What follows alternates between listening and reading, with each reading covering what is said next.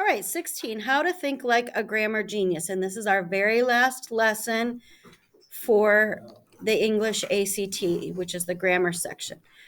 And so all we're doing on this one is going over our mantras. I truly believe that even if you only review the mantras, that would help you prepare for the English ACT, because it's like what we learned all year long. Skill 1, when a verb is underlined, trust your ear.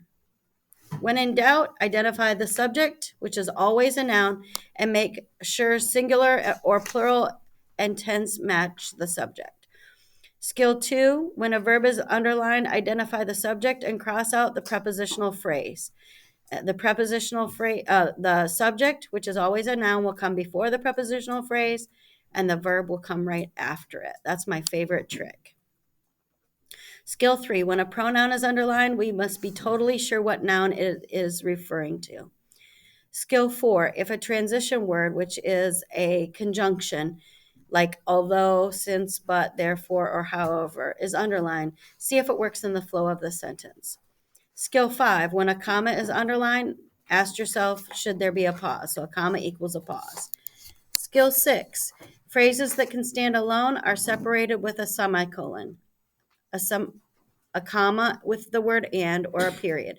So basically there are 3 ways to separate 2 main clauses or 2 sentences, and that's a semicolon, a period, or comma and.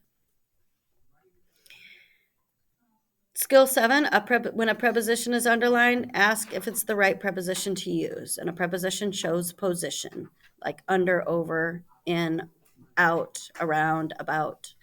Skill 8, when I or me is underlined, try putting I or me first and drop the other person. Trust your ear.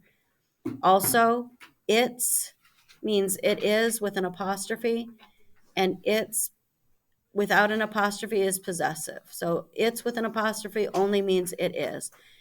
And then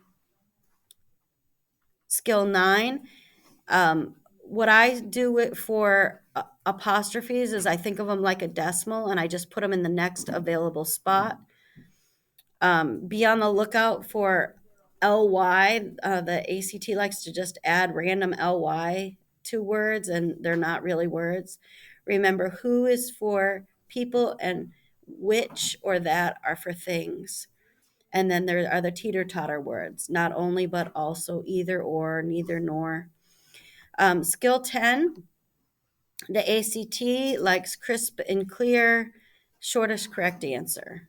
Up to 70% of the questions can be skill 10. Skill 11, a descriptive phrase on the ACT must be clearly associated with the noun it describes. Those are called dangling modifiers. Skill 12, make sure that the underlined word fits into the context of the sentence. Skill 13, for flow questions, use the process of elimination. Skill 14, for goal questions, use the one answer choice that achieves the specific goal stated in the question. And skill 15, for yes or no questions, choose an answer that applies to the entire question, not just a few words of it. So for yes or no questions, you can answer yes or no, and then you have 50% of the answer correct. You have a 50-50 chance. All right, so that is it. You have done the whole gamut of your questions at this point for the ACT English. I don't know if there even is any. I'll have to look. It's not, but it's questions on the echo. Okay, just answer them. You'll know them. And then your exit ticket, use your title of the